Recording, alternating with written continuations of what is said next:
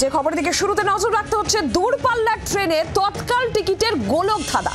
Premium তৎকালের নামে সোনার পাথর বাটি, অগ্নিমূল্য প্রিমিয়াম তৎকাল টিকিটের হয়রানি এবং ঘুরপথে যাত্রীদের অতিরিক্ত টাকা দিতে হচ্ছে। ৮০% দূরপাল্লার ট্রেনে প্রিমিয়াম তৎকাল, কিন্তু যাত্রীদের দিতে হচ্ছে অতিরিক্ত টাকা। কার্যত বলা যায় দূরপাল্লার ট্রেনে এই যে তৎকাল টিকিট, এইটা পুরোটাই গোলক ধাঁধায় পরিণত হয়েছে। প্রিমিয়াম তৎকালের নামে সেটা কার্যত সোনার পাথর বাটিতে পরিণত হয়েছে। অগ্নিমূল্য প্রিমিয়াম তৎকাল টিকিট, খুব স্বাভাবিকভাবেই যাত্রীদের চূড়ান্ত হয়রানি হতে হচ্ছে। একই সঙ্গে অতিরিক্ত টাকা তাদের গুনতে হচ্ছে, কার্যত ঘুরপথে যাত্রীদের অতিরিক্ত টাকা দিতে হচ্ছে। ৮০% দূরপাল্লার ট্রেনে প্রিমিয়াম তৎকাল, কিন্তু এই তৎকাল প্রিমিয়াম তৎকালই এখন গোলক ধাঁধায় পরিণত হয়েছে। ঘুরপথে যাত্রীদের দিতে হচ্ছে অতিরিক্ত টাকা। দূরপাল্লার ট্রেনে তৎকাল টিকিটের গোলক ধাঁধা, প্রিমিয়াম তৎকালের নামে সোনার পাথর বাটি, কারণ অতিরিক্ত টাকা গুনতে হচ্ছে যাত্রীদের। অগ্নিমূল্য প্রিমিয়াম তৎকাল টিকিটে রীতিমতন হয়রানি, ঘুরপথে যাত্রীদের অতিরিক্ত টাকা গুনতে হচ্ছে এই প্রিমিয়াম তৎকাল টিকিট কাটতে গিয়ে। ৮০% দূরপাল্লার ট্রেনেই এই প্রিমিয়াম তৎকাল, কিন্তু তার জন্য যাত্রীদের দিতে হচ্ছে অতিরিক্ত টাকা। ঘুরপথে সেই অতিরিক্ত টাকা যাত্রীদের গুনতে হচ্ছে। ৮০% দূরপাল্লার ট্রেনেই যেখানে প্রিমিয়াম তৎকালের ব্যবস্থা, কিন্তু সেখানেই এই ধরনের হয়রানির শিকার হতে হচ্ছে যাত্রীদের। অয়ন ঘোষাল সরাসরি আমাদের প্রতিনিধি রয়েছেন আমাদের সঙ্গে। অয়ন, সমস্যাটা একটুখানি প্রথমে বোঝার চেষ্টা করব। ঘুরপথে যাত্রীদের প্রিমিয়াম তৎকালের জন্য অতিরিক্ত টাকা গুনতে হচ্ছে। তৎকাল মানেই আমরা জানি যে কোনো এমার্জেন্সির কারণের জন্যই আমরা তৎকাল টিকিট কাটছি, কিন্তু সেখানেই যদি অতিরিক্ত এতগুলো টাকা গুনতে হয়, সেটা তো হয়রানি। ঠিক কোথায় সমস্যা হচ্ছে, কি সমস্যা হচ্ছে?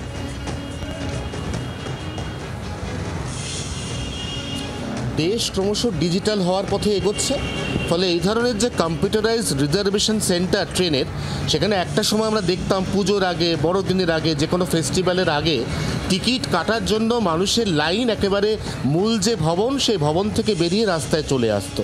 কিন্তু এখন দেশ বদলেছে, মানুষের অনেক বেশি দামি মোবাইল আছে, প্রত্যেকটি মোবাইলের মধ্যে তারা বিভিন্ন রকম অ্যাপ ডাউনলোড করেছে এবং তারা টেক সেভি হয়ে উঠেছে। এবং দেশের প্রধানমন্ত্রী থেকে শুরু করে দেশের সমস্ত মন্ত্রী বা কেন্দ্র, তারা বারবার জোর দিচ্ছে যেন আরও বেশি বেশি করে ডিজিটাল মাধ্যমের প্রয়োগ আমরা করি। এবং এই ডিজিটাল মাধ্যমের প্রয়োগ করতে গিয়েই কিন্তু সমস্যার মূল সূত্রপাত। অর্থাৎ ধরা যাক আমি ঠিক ১২০ দিন বাদে আজ থেকে কোথাও যাব, বেড়াতে যাব, যে নিতান্ত এমার্জেন্সি প্রয়োজন এগুলো নাও হয়, আমি নিছক বেড়াতে যাব আমার পরিবারকে নিয়ে। ঠিক সকাল ৮টায় রিজার্ভেশন কাউন্টারে এই যে অনলাইন বুকিং, এটা ওপেন হয়ে গেল। এই অনলাইন বুকিংটাতে আমি শুরুতে লগ ইন করার জন্য ৭:৫৫ থেকে একদম রেডি হয়ে বসে রয়েছি। এবার ৭:৫৫, তার ৫ মিনিট বাদে ৮টা, সেখানে এই সাইটটা ওপেন হয়ে গেল, কিন্তু আমি কোনোভাবেই সাইটে ঢুকতে পারছি না। আমি বারবার বাফারিং দেখছি। এই বাফারিংটা ক্রমাগত দেখতে দেখতে ঘড়ির কাঁটায় ১.৫ থেকে ১.৫ ঘন্টার সময় কেটে গেল। ঘড়ির কাঁটায় বেজে গেল ৯:৩০, ১:৪০। আমি অবশেষে লগ ইন হতে পারলাম। আমি লগ ইন হয়ে দেখলাম ট্রেনটা হাউসফুল হয়ে গেছে। অর্থাৎ আমার অপেক্ষা ১১৯ দিনের, কারণ হাউসফুল হওয়া ট্রেনে আমি তো আর রিজার্ভেশন করতে পারছি না, আমি তো সেখানে টিকিট কাটতে পারছি না। কাটলেও একটা সুবিশাল ওয়েটিং লিস্টের টিকিট আমার হাতে আছে। আজকাল তো আরএসিও কনফার্ম হওয়া রীতিমতো দুষ্কর, সেখানে ওয়েটিং লিস্টের টিকিট হাতে থাকা আর না থাকা এটা একই ব্যাপার। অতএব আমার যাত্রা সঙ্গে সঙ্গে অনিশ্চিত হয়ে পড়ল এবং তখন আমাকে অপেক্ষা করতে হচ্ছে ১১৯ দিনের, কারণ আমার ডেট অফ জার্নি তার আগের দিন সকাল ১১টার সময় তৎকাল এবং প্রিমিয়াম তৎকাল, এই দুটো যে অপশান সেগুলো আমার কাছে ওপেন হলো। অর্থাৎ আগামীকাল যদি আমার ট্রেন থাকে, আমার যাত্রা থাকে, আজকে সকাল ১১টায় আমি তৎকাল বুক করতে পারবো। এবার তৎকালের ক্ষেত্রে আমি দেখলাম সেখানে কোনো ভ্যাকেন্সি নেই। ভ্যাকেন্সি কোথায় পড়ে আছে? ভ্যাকেন্সি পড়ে আছে প্রিমিয়াম তৎকালে। প্রিমিয়াম তৎকাল বিষয়টা কি? এটা হচ্ছে একেবারেই একটা ডায়নামিক ফেয়ার, যেরকম চাহিদা সেরকমভাবে ভাড়া বৃদ্ধি। সাধারণভাবে তৎকালে যা ভাড়া, তার থেকে এমনিতে প্রিমিয়াম তৎকালে ৩০ থেকে ৩৫% বেশি ভাড়া, সেটা সার্জ। কিন্তু তারপর আমি দেখছি যে প্রিমিয়াম তৎকালের টিকিট কাটতে গিয়ে এই সার্জ এটা আস্তে আস্তে বাড়তে বাড়তে কখনো কখনো ১২৫-১৫০% পর্যন্ত চলে যাচ্ছে।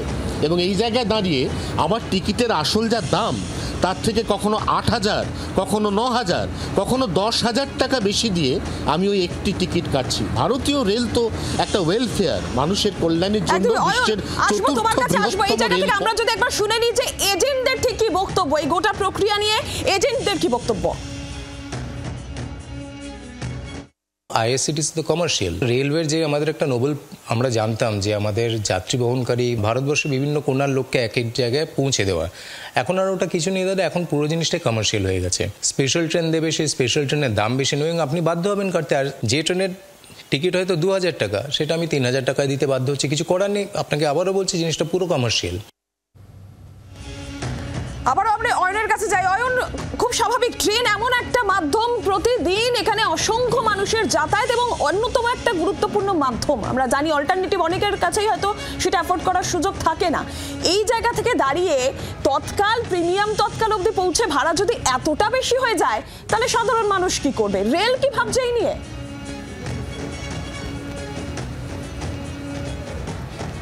না, এটা তো রেলই ভেবেছে, এটা রেল বোর্ডের সিদ্ধান্ত যে টিকিট যেখানে থাকবে না সেখানে প্রথমে তৎকাল, তারপর প্রিমিয়াম তৎকাল, তাতেও না হলে স্পেশাল ট্রেন দেওয়া হবে।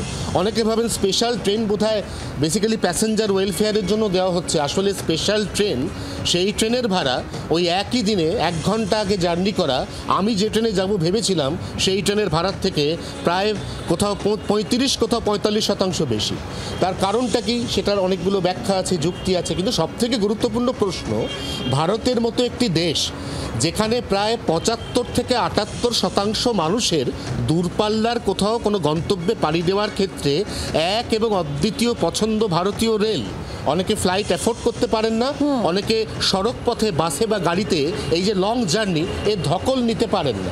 অতএব এক্ষেত্রে ট্রেন সবথেকে গ্রহণযোগ্য দূরপাল্লার গণমাধ্যম।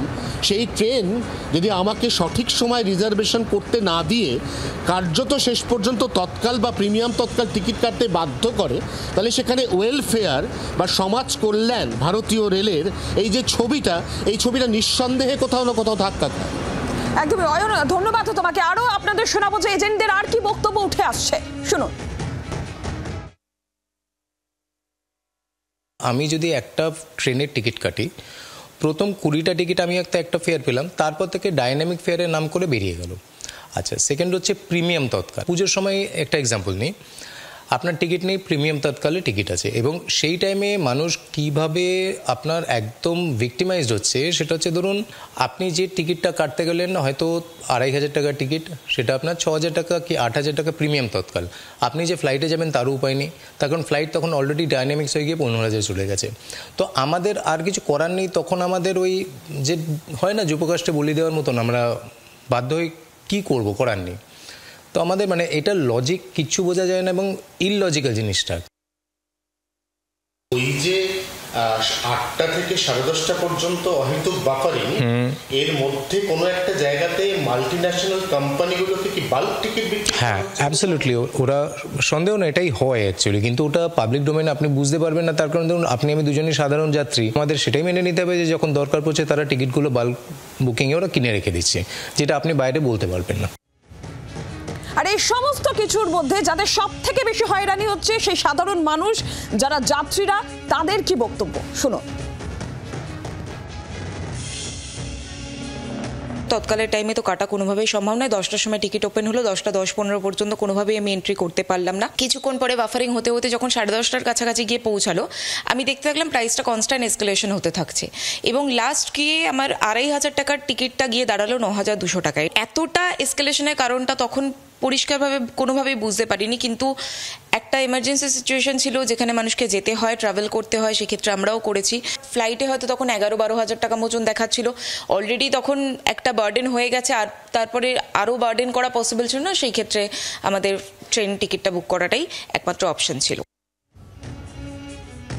অর্থাৎ চূড়ান্ত হয়রানির শিকার হতে হচ্ছে যাত্রীদের। কিন্তু রেলের এই ব্যবস্থা তো রেলের তরফ থেকেই করা হয়েছে, এই যে তৎকাল, প্রিমিয়াম তৎকাল, এই যে অতিরিক্ত ঘুরপথে টাকা দিতে হচ্ছে যাত্রীদের, রেলের তরফ থেকে কি বলা হচ্ছে, সিপিআরওর বক্তব্য শোনো।